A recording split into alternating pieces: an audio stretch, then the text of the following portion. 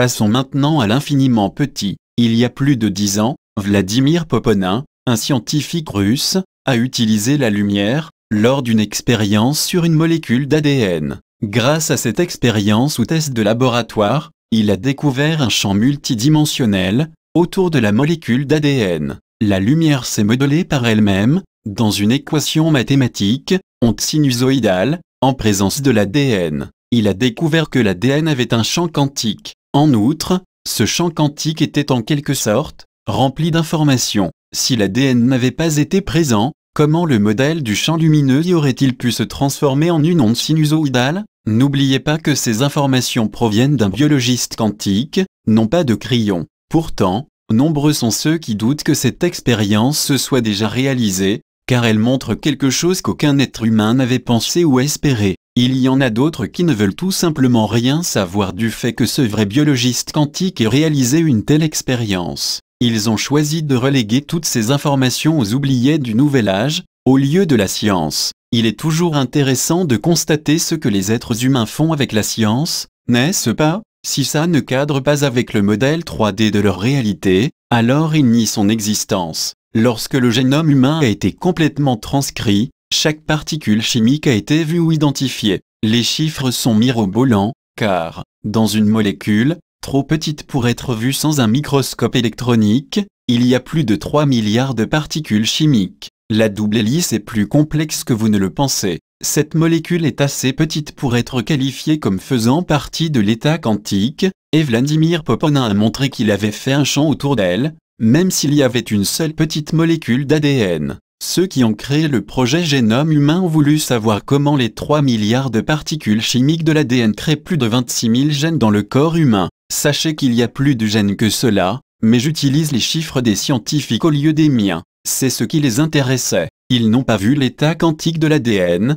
même si, dans la science relative à l'ADN, la logique crie de toutes parts qu'elle se doit d'être quantique. Ce n'est pas ce qu'ils cherchaient. Au lieu de cela, ils ont compté les particules chimiques et cherché des codes. Ils les ont trouvés, dans un arrangement très bizarre. Ils ont découvert que dans les 3 milliards de particules chimiques de la double hélice d'ADN, tous les gènes étaient créés dans les parties des protéines codées de l'ADN. 3,5% de l'ADN créait tous les gènes. Plus de 90% de la composition chimique de l'ADN semblait être aléatoire. Il semblait complètement inutile, selon ce qu'ils pouvaient voir ou comprendre. Même à ce jour, la science ne voit pas ce qui est évident, c'est-à-dire que le 90% est quantique et le 3,5% est linéaire. Aujourd'hui, vos physiciens quantiques ont souvent affaire à 10 dimensions, plus le temps, 11 dimensions, dans le genre le plus populaire de la physique multidimensionnelle, la théorie des cordes, string theory. Si vous leur demandez à quoi ça ressemble,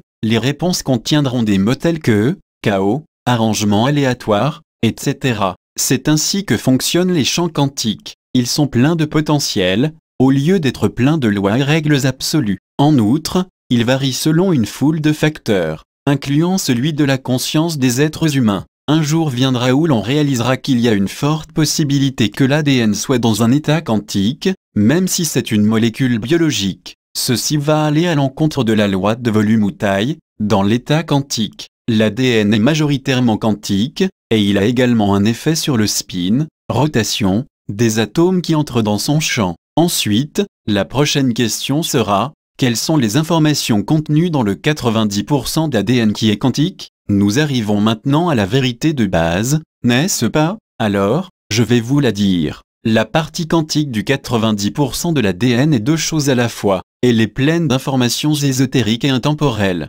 C'est le modèle original et quantique de tout ce que vous avez été et de tout ce que vous êtes, depuis votre première incarnation sur cette planète. Votre ADN individuel contient des séries d'instructions utiles à votre incarnation actuelle, puisque chaque incarnation individuelle a été enregistrée dans votre propre cristal des archives akashiques. L'on pourrait dire que c'est la semence de l'empreinte créatrice et bienveillante de toute la création elle-même. Tous vos talents sont là, expériences de vie, connaissances, sagesse, etc., même si ces choses ne sont pas visibles ou actives dans votre incarnation actuelle. Toutes les prédispositions à X, Y ou Z sont enregistrées là. Bref, les instructions de chaque cellule souche sont là. Vous êtes-vous déjà demandé à quel endroit les cellules souches obtenaient l'information nécessaire à la fabrication d'un corps humain? Cette information provient du 90% de l'ADN qui est quantique. Pourquoi est-ce qu'un ADN quantique individuel crée-t-il un corps physique plus faible ou plus fort que les autres?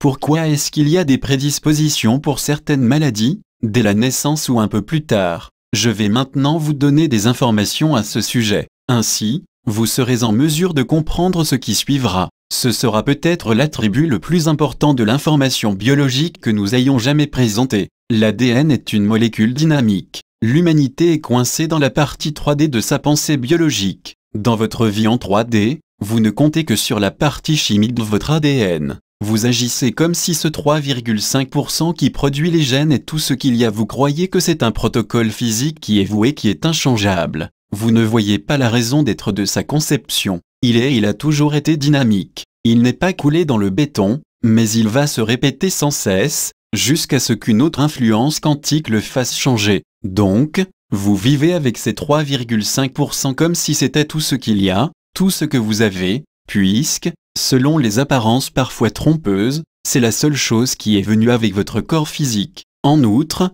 cette chose, ce 3,5% semble tout contrôler, car vous ne lui avez jamais parlé. Beaucoup d'entre vous arrivent avec des prédispositions basées sur le karma. Ceci provient de ce que vous appelez vos anciennes vies ou vos vies antérieures. Vous n'arrivez pas dans un état immaculé, sans énergie karmique. Vous arrivez avec des prédispositions, des peurs, des phobies et ainsi de suite. Quelques-unes sont positives, pour ainsi dire. Vous êtes peut-être un petit prodige âgé de 8 ans qui peut peindre comme un maître, mais la réalité est que, vous avez probablement passé 30 ans dans une vie antérieure à donner des coups de pinceau. La même chose s'applique à ce que vous appelez des dons de naissance. Rien ne se gagne à la loterie, mais tout se mérite. La réponse est que, tout cela est contenu dans l'ensemble des instructions dynamiques et quantiques de votre ADN. Cette partie de vous, c'est là qui vous ne parlez jamais, puisque vous ne savez même pas qu'elle est là. Avez-vous une meilleure explication au sujet de ces phénomènes? Alors, que dites-vous de tout ce qui se trouve dans votre propre ADN?